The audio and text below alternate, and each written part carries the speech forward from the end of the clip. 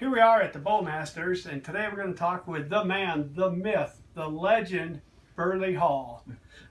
Burley, you've been in archery for a long time. So many of us have looked up to you and watched your career. When did you get started in archery? I got started late. I was probably in my late 30s, and before I got started, and then just found out I had a knack for it, and going to local shoots, and then to state shoots, and then to the professional side of it. Awesome. Burley's been known as Mr. 3D for many, many years in this sport. Who was the biggest influence on you in archery? Well, when I first got into it, just the biggest influence really was Olaf Conley, a guy that was actually a recurve shooter, and he got me into archery just to extend my hunting, and then I found out I had a knack for it, and from then, kind of self-taught, really. I mean, most of the things that we have today, we didn't have then, so it was more trial and error, and that's what we did most of the time. Try it. If it didn't work, you went to something else. Awesome, awesome. Yeah, I've watched you for many, many years as I came up in sport, and I got started in late, just like you did, even later. But tell me this about some of your accomplishments over the last, well, you've been shooting for 30-some years now, you said? Probably. I've been shooting professionally since '86. Wow. So, yeah. That's 30 long years. Time. That's 30 years. Long time. What's some of your proudest or most memorable accomplishments in the sport of archery?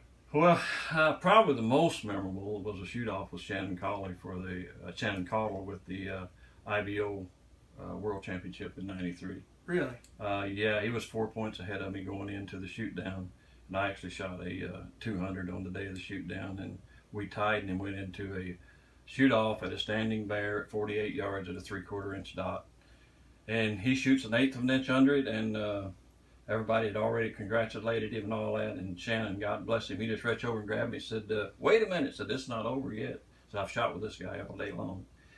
After that, I didn't care if I hit it, missed it, whatever, and fortunately I hit it and I won the '93 World Championship. So that's probably the highlight, but quite honestly, the next tournament coming up, I still get excited, I still love to shoot. Don't have the same things I used to have, but I still have that competitiveness to try to go out and win. Yeah, you've got the competitive fire. I see it in you. You're probably the most optimistic guy that I've ever shot with. You never let anything really get you down long. You pick it right back up, like, I'll do better, I'll be back, I'll get them next time. So I love to see that, and I wish more people would watch that and see that, because we want to win. I want to beat you, you want to beat me, but we're going to have a great time doing it. That's yeah, I'm going to enjoy what I do, and good Lord gave me a gift. I'm going to use it. I've been blessed enough at one time to be the winningest archer in 3D. And when you look at today's archer, and then you look back and say at one time you were number one, hey, they can beat me tomorrow, but they can't take that away. That's right. You can't take what you've accomplished.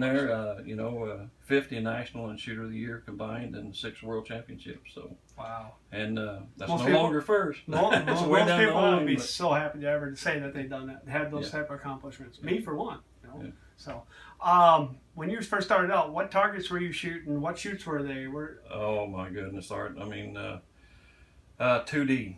They were actually just flat targets, and not even close to what the target size should be. They could fool you by being big or small, and you could actually shoot through them. And if you shot through them, and when it rained, people would actually use different colors of lipstick to mark the tip of their arrow, and that way they would know where their arrow hit.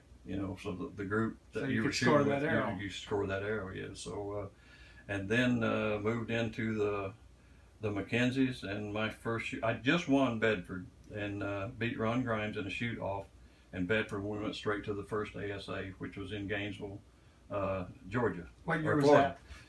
Good night.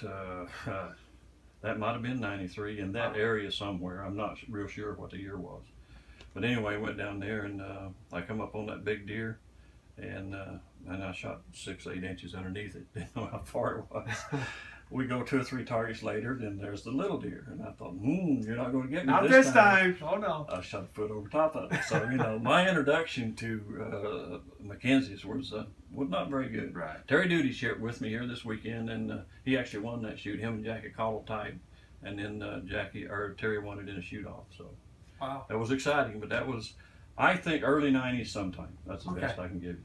Well, that's all we can ask for you to remember. Can't remember every date. It's funny how you can remember some of those dates. Oh, that's some right. stick that's out right. in your mind. That's right.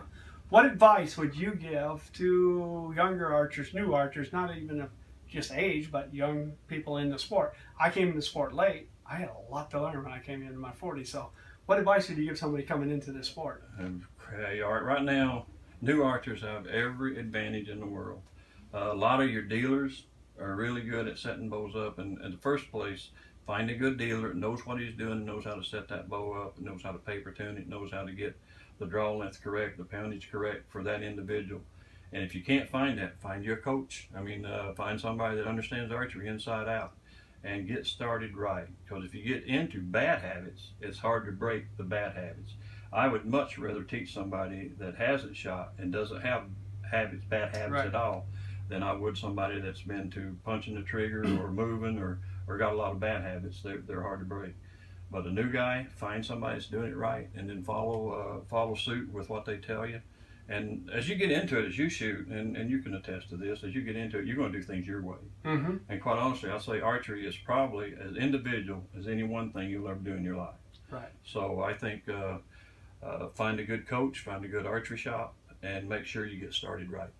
And we'll never master it, ever. I mean, we can No. always get better, but we'll never master it. You will absolutely never master So it. it's just something that you're always challenging yourself with. That's It never right. ends. That's right. You may go out to shoot 10 arrows, and 3 hours later you're still shooting because I can do a little bit better. That's right. We're all guilty of that. You're always striving to do better and to fix what you let get away from you that Right. you know you can do, and you know you can do it better, so you can just keep trying that. Yeah.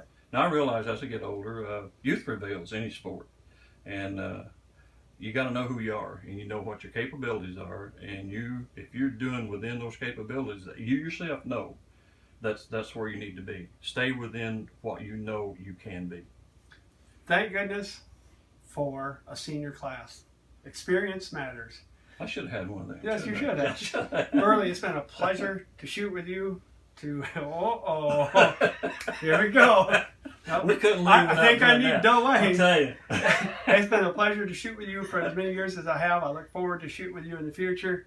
Just been a blast. Thanks for doing the first Legends interview, and there'll be more to come. Thanks, Burley. Thank you, sir. Appreciate I it. enjoy archery, enjoy you. Love you. Him and Dwayne did great on that video too, by the way. Yeah.